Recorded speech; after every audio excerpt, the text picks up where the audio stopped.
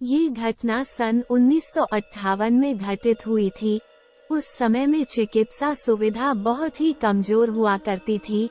UP के मुजफ्फरनगर के रसूलपुर गांव में एक चौधरी गिरधर सिंह नाम का एक आदमी रहा करता था। उसके एक 3 साल का बच्चा था। उसे चेचक हो गया और काफी इलाज करने के बाद भी वो जिंदा नहीं बच सका। रात में उसकी मौत होने से सुबह उसके अंतिम संस्कार करने का निर्णय किया।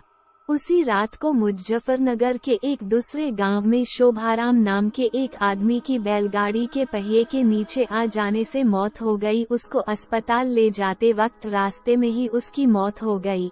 मृतक के घरवालों ने उसका दाह संस्कार कर दिया।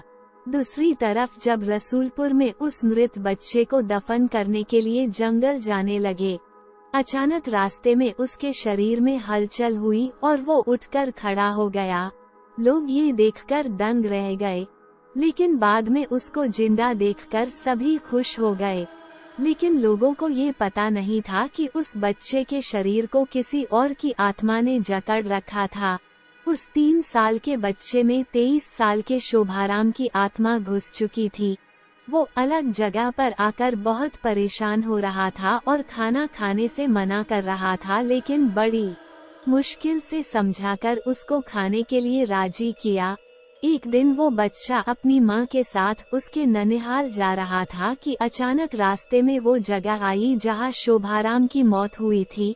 उस बच्चे ने इशारा करके बताया कि ये रास्ता उसके गांव की ओर जाता है। उसकी माँ उसकी बातों को अनसुना कर उसके ननिहाल चली गई।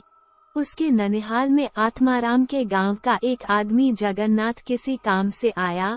आत्माराम की आत्मा ने उसको पहचान कर उसे आवाज लगाई। जगन्नाथ को बच्चे के मुंह से अपना नाम सुनकर अचंभा हुआ। जगन्नाथ के पूछने पर उस बच्चे ने उसका पूरा इतिहास बता दिया और बोला कि मेरी मौत से पहले ही तुम लोगों ने मुझे जला दिया और इस बच्चे के खाली शरीर को देखकर इसमें रहने लग गया। जब जगन्नाथ ने ये बात अपने गांव में बताई तो उसके पूरे परिवार के आत्माराम से मिलने चल दिए। उस बच्चे ने सबको पहचान लिया और वो उनके साथ उसके गांव चल दिया और उसने वापस रसूलपुर आने से मना कर दिया, लेकिन लोगों के समझाने पर मान गया। इस तरह वो 2 परिवारों को साथ लेकर चलता रहा।